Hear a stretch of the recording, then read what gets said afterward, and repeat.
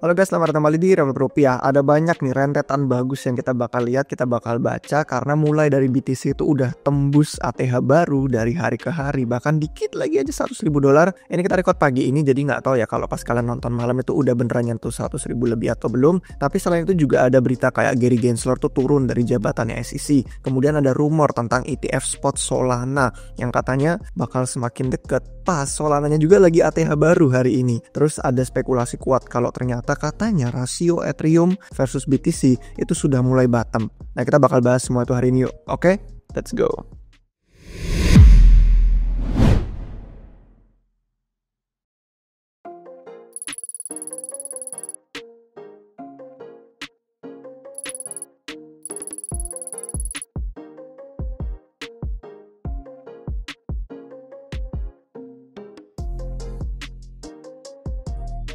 Rally BTC itu bener-bener cepet banget ya guys, gila loh, ini langsung ke $99.000 pagi ini. Nggak tahu deh pas kalian nonton udah 100 apa belum. Didorongnya itu karena kalau kalian lihat di chart Glassnode ini sama arus modal yang masuk sekitar 62,9 miliar ini selama 30 hari terakhir. Jadi demand dari investor institusional itu masuk lewat ETF spotnya Bitcoin, dan itu mungkin aja ada modal yang keluar ya dari yang tadi invest emas atau perak terus dialihkan ke Bitcoin. Tapi ETF ini memang sudah menyerap lebih dari 90% tekanan jual karena ada banyak yang udah megang BTC sejak lama. Itu mulai pada profit kan, jadi pada dijualin, pada TP. Dan semakin banyak yang TP ke level yang ekstrim, nanti bisa lebih banyak penjual nih daripada pembeli ETF spot. Jadi jangan kaget kalau misalkan dalam jangka pendek itu ada volatilitas. Walaupun jangka menengah sampai ke panjangnya sih memang jauh lebih positif banget. Nah, ini chart dari Glassnode. Tapi kalau misalkan kita ngelihat ya, terakhir tuh kan waktu prediksinya Kobe, dia sempat bilang, ini dari Twitternya RR yang kita bantu terjemahin karena kan Kobe akunnya private ya. Nah, di sini dia ngomong kalau 80.000 ke 100.000 lebih susah daripada 100.000 ke 250.000. Dan itu masih bisa aja tetap valid argumennya, walaupun 80 ke 100.000 ternyata cepet banget nih, cuma beberapa hari hitungannya kan. Karena waktu kita record video ini belum sentuh $100.000. Terus nggak tahu deh beberapa apa nanti malam atau udah nyentuh pas kalian nonton, atau beberapa hari ke depan, atau beberapa minggu ke depan. Menurut kalian di tahun 2024 nggak? Atau malah tiba-tiba kita kegocek pas banget kita belum nyentuh terus udah koreksi lagi. Nah, terus kalau yang kedua itu argumennya juga masih bisa valid karena misalkan nih 80.000 ke $100.000 tuh makan waktu 2 bulan, terus 100.000 ke 250.000 nya makan waktu kurang dari 2 bulan, berarti secara teori masih tetap benar yang Kobe bilang kalau 80 ke 100-nya itu lebih susah daripada 100 ke 250.000. Nah, gimana nih menurut pendapat kalian? Apakah komentarnya bener-bener kita bakal optimis crazy itu gerakan harga BTC? Nah, setiap hari itu semakin bull posting ya. Kobe lumayan rutin nih. Kita lihat lagi dari tweetnya dia yang kemarin bilang katanya Bitcoin flipping emas itu tandanya realita kita pulih jadi waras lagi. Cuman pertanyaan yang menarik, kata dia, berapa kali lipat flipping emas? Valuasinya mungkin 5-10 kali lipat lebih besar dari emas, itu katanya valuasi yang wajar. Itu katanya Kobe. Jadi di komentar pun ada yang ngitung, loh berarti $4 juta per Bitcoin sampai $9 juta per Bitcoin. Terus kata jawabannya Kobe, terdengar seperti harga yang bagus kata dia. Ada juga nih komentar dari inflasi global. Dia ngitung-ngitung, katanya kalau inflasi global itu 5% selama 15 tahun ke depan, atau inflasinya 3% selama 20 tahun ke depan, itu semua aset di dunia katanya bisa bernilai 1.000 triliun. Jadi kalau kita ngitung misalkan Bitcoin itu 20%-nya aja dari 1.000 triliun itu harganya $10 juta per BTC. Terus sama, si Kobe juga jawabnya harga yang bagus, terdengar murah kata dia. Jadi bener-bener dia tuh bull posting rutin banget beberapa hari terakhir ini, dan nanti kita bakal lihat bahkan dari ETH sama Sol aja dia juga mulai lebih bersuara. Nah, kalau misalkan kita ngelihat dari berita Reuters ya, apalagi ini yang dibagiin sama Reuters, katanya Dewan Penasehat Kripto dari Donald Trump itu ekspektasi bakal setup cadangan Bitcoin reserve yang dijanji-janjikan. Dan katanya bakal di bawah Badan Ekonomi Nasional Gedung Putih atau aparat Gedung Putih lain yang terpisah. Tapi ekspektasinya katanya bakal memberikan nasihat untuk kebijakan aset digital, terus bakal kerja sama Kongres untuk legislasi kripto yang lebih ramah, terus sama koordinasi dengan badan SEC dan CFTC dan Treasury. Jadi itu sih beberapa berita yang juga mendukung, karena di video sebelumnya kita udah pernah bikin yang judulnya Siklus Bull 2024 Tamat. Itu kita di sana bahas game teori. Kalau cadangan Bitcoin itu beneran terjadi di Amerika Serikat, itu sederhana aja. Gara-gara AS itu negara besar adidaya, setiap negara-negara lainnya bakal ikutan tertarik juga dengan investasi Bitcoin. Bahkan mereka mungkin pengen front run atau ngeduluin sebelum AS itu ada jadwal dia serok atau DCA. Nah, kalau kita ngeliat chart di sini, ini cadangan emas. Cadangan emas AS itu sekarang megang 600 miliar cadangan emas. Dan 5 negara besar lainnya itu megang 1 triliun dolar emas. Jadi AS tuh kalau sekarang kita lihat kan dia sempat nyita BTC.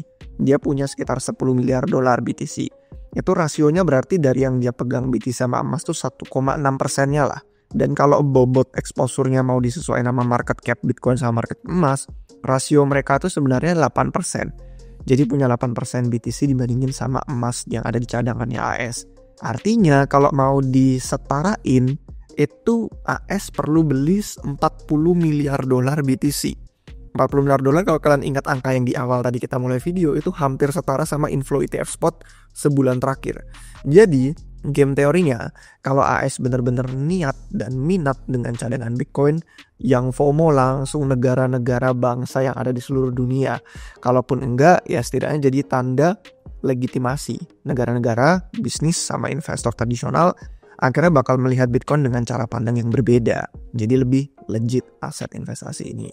Nah, kemudian nih berita yang bener-bener sangat luar biasa dinantikan oleh komunitas kripto, yaitu Ketua SEC Gary Gensler itu mengumumkan turun dari jabatannya tanggal 20 Januari 2025. Dan ini pas banget pelantikan Donald Trump ya kan, itu 20 Januari juga nih nanti tahun 2025. Itu masa jabatannya sebenarnya memang udah mulai dari tahun 2021 waktu dia dipilih sama Joe Biden. Walaupun pernah kasih materi kuliah tentang blockchain nih di MIT waktu tahun 2018, tapi Gary Gensler tuh jadi musuh bebuyutan industri kripto sayangnya. Dan selama 2 tahun terakhir dia tuh menindak keras industri kripto, bener-bener sampai disebut sama Nick Carter tuh kayak Operation Choke Point 2.0.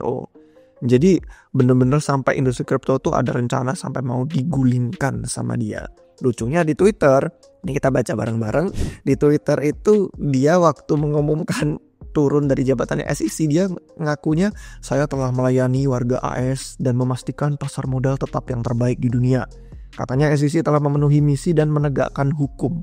Padahal yang dilakuin kebalikannya, bahkan ini pun udah ada community notes yang cuman belum muncul aja. Tapi orang-orang pada nggak setuju karena yang dilakukan Gary Gensler dengan jabatannya di SEC itu kebalikannya.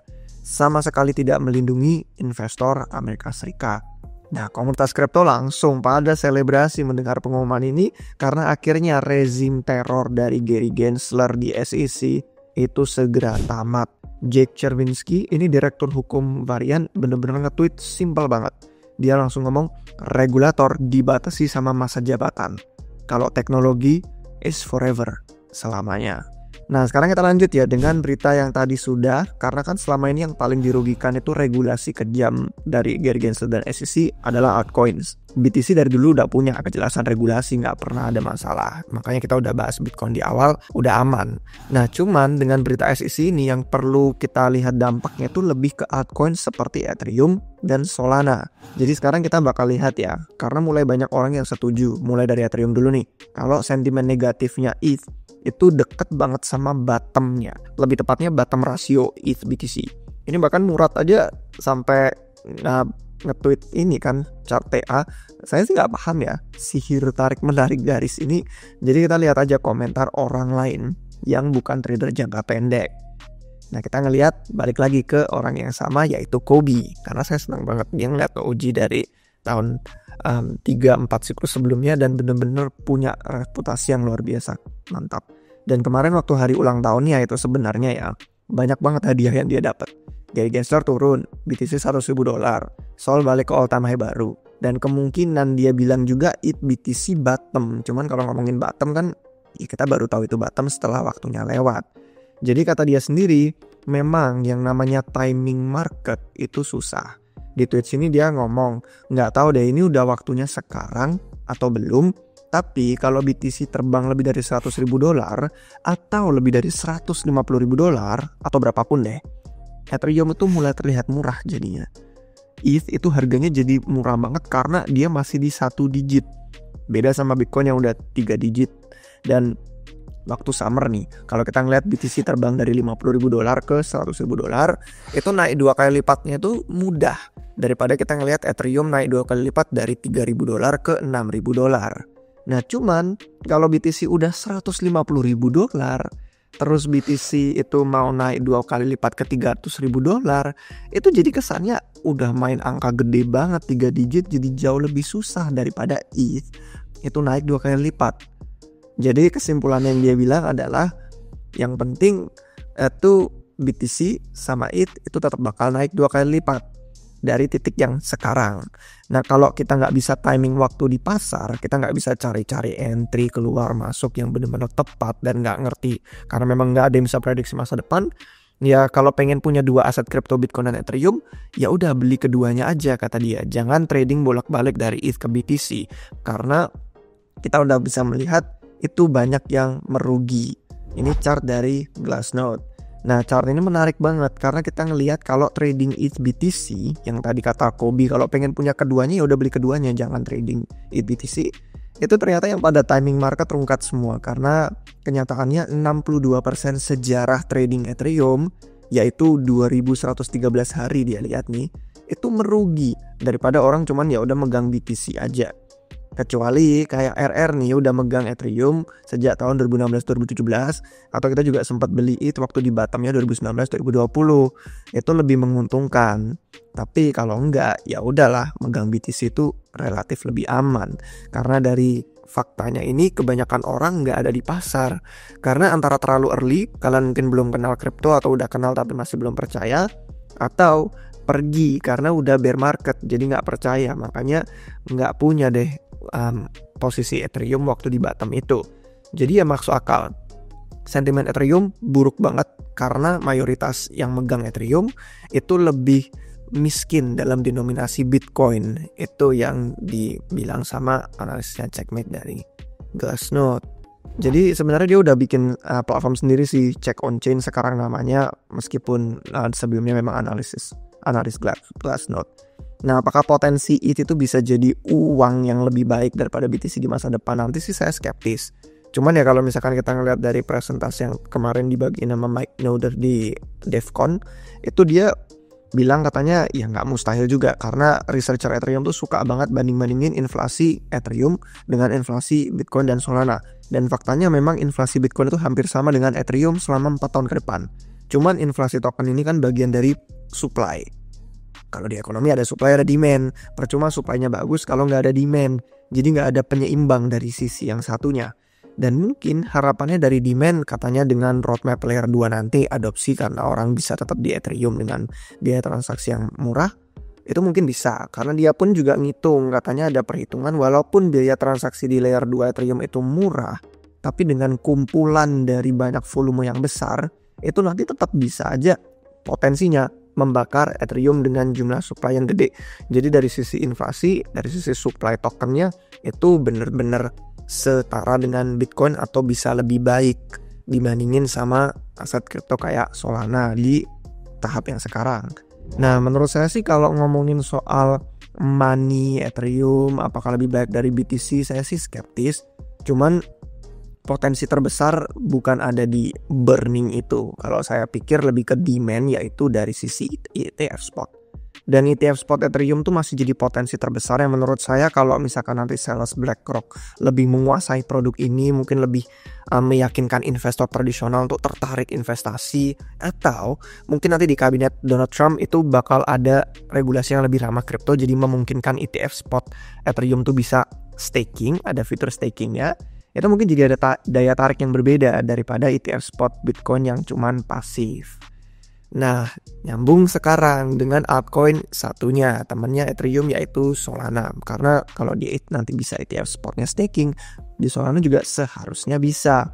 Ngomongin soal ETF Solana, sebenarnya ya terakhir itu walaupun nggak bull posting sendiri si Kobe, tapi dia komentar di tweetnya Ansem. Ini lucu banget sih karena chartnya ini bener-bener sama sekali nggak ada basis TA yang tarik-tarik garis itu, tapi bener-bener cuman ya udah ngasih lingkaran di harga $1.000. Dan lucunya Kobe ini komentar di tweet tentang harga Sol $1.000. Kata dia $1.000 per token Sol kelihatannya harga yang wajar. fair price kata dia. Nah, jadi gimana kalau prediksi kalian? Kira-kira harga ETH sama Solana itu nanti di puncak bull, kira-kira berapa prediksi kalian di siklus ini maksud saya. Nah, sekarang kita tutup dengan perbincangan tentang ETF Solana karena mulai muncul lagi gara-gara Bitwise itu manajer yang kelola aset digital sebesar 5 miliar dolar itu ikut-ikut juga tanggal 20 November. Bitwise mendaftarkan Bitwise Solana ETF di Delaware. Dan kalau komentar kata Matthew Siegel, itu kepala riset dari aset digitalnya VanEck, dia bilang Bitwise nanti perlu ngirimin prospektusnya, ada S1 terus sama ada pengajuan 19B4 ke SEC untuk bisa masuk ke langkah berikutnya, baru deh dia ikutan lomba pengajuan ETF spot Solana. Karena sudah ada yang tadi si Matthew Siegel komentar, VanEck itu juga udah pernah duluan ngajuin ETF spot Solana, malah tanggal 27 Juni. Di hari berikutnya 28 Juni ada 21 Shares yang ngajuin ETF Solana. Terus ada Canary Capital yang juga melakukan pengajuan tanggal 30 Oktober.